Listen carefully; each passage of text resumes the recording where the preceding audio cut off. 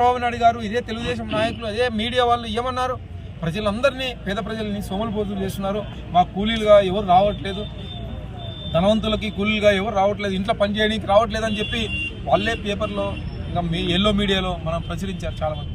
అంటే పేద ప్రజలు ఎప్పుడు కూడా బానిసలుగా ఉండాలా, లేకపోతే అదేవిధంగా కూలీలుగా పనిచేయాలా, వాళ్ళు ఆర్థికంగా ఎదగకూడదా, అదేమో అర్థం కావట్లేదు. వాళ్ళు మాత్రం డబ్బు ఉన్నాడు, ఇప్పుడు రామోజీరావు లేకపోతే ఇంకా మిగతా రాధాకృష్ణ వాళ్ళు ఒక్కరు మాత్రం డబ్బులు సంపాదించుకోవాలా, లేకపోతే ధనవంతులు మాత్రం డబ్బులు సంపాదించుకోవాలా, రాజకీయ నాయకులు కూడా డబ్బులు సంపాదించుకోవాలా, పేదవాడు ఆర్థికంగా నిలబడకూడదా?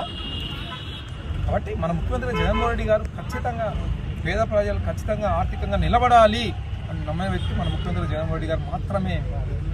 కాబట్టి వాళ్ళకి ఆ నమ్మకాలు లేవు. వాళ్ళకి చంద్రబాబు నాయుడు గారికి ఎప్పుడు కూడా ఒక ఎస్సీలుగా పుట్టాలనుకుంటారా అని ఆయనే స్వయంగా అన్న వ్యక్తి.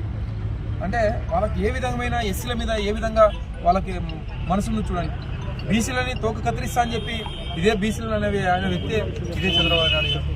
కాబట్టి ఇలాంటి వ్యక్తి నీచమైన వ్యక్తి, దుర్మార్గుడు, ఒక దొంగ, ఒక ఊసర వెళ్ళి చంద్రబాబు నాయుడు గారు.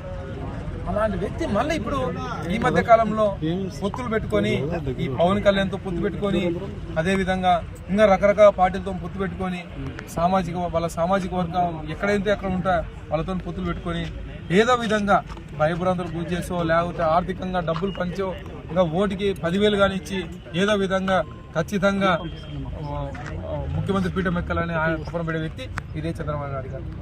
కానీ మన ముఖ్యమంత్రి జగన్మోహన్ రెడ్డి గారు మాత్రం ఈ 5 సంవత్సరాల్లో నేను ఏ విధమైన సంక్షేమ పథకాలు మీకు అందినాయి, మీ ఇంటికి ఏమి లబ్ధి పొందింది, ఆ లబ్ధి పొంది ఉంటేనే మీ ఇంటికి లాభం చేకూరితేనే నన్ను దీవించాను అని చెప్పి నమ్మిన వ్యక్తి మన ముఖ్యమంత్రి జగన్మోహన్ రెడ్డి గారు.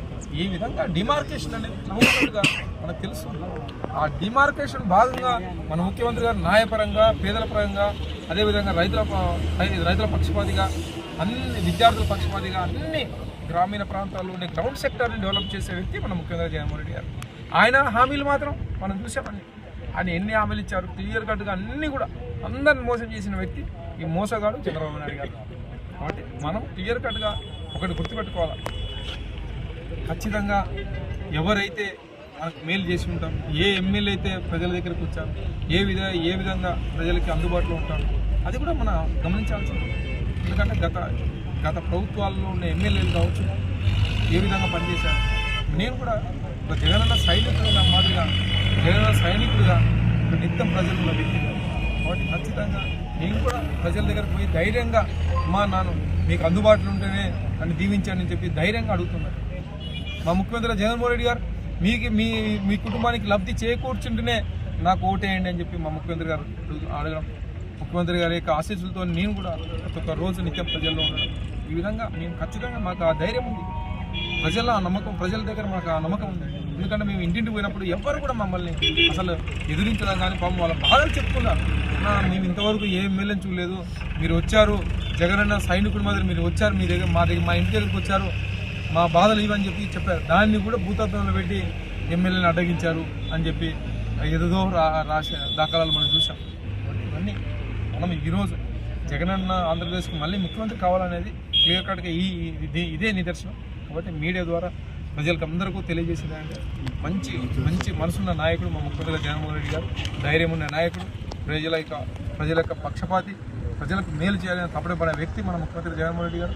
ఎస్సీల కోసం, బీసీల కోసం, మైనార్టీల కోసం, ఎస్టీల కోసం, అగ్రవర్ణాల్లో పేదల కోసం కూడా తప్పడబడే వ్యక్తి మా ముఖ్యమంత్రి జగన్మోహన్ రెడ్డి గారు. కాబట్టి ఆ ధైర్యం ఖచ్చితంగా ప్రజలకు మేము భరోసా ఇస్తున్నాం, ప్రజల దగ్గరికి వెళ్తున్నాం. ఖచ్చితంగా రేపు రాబోయే రోజుల్లో కోడుమూరు నియోజకవర్గంలో బ్రహ్మాండంగా విజయం సాధించి మళ్ళీ మా ముఖ్యమంత్రి జగన్మోహన్ రెడ్డి హార్టిక్ విజయంతో ఖచ్చితంగా మళ్ళీ కానుకగా మేము ముఖ్యమంత్రి చేతిలో ఎమ్మెల్యే సీట్ని మేము పెడతామని చెప్పి మేము కోరుకుంటున్నాం.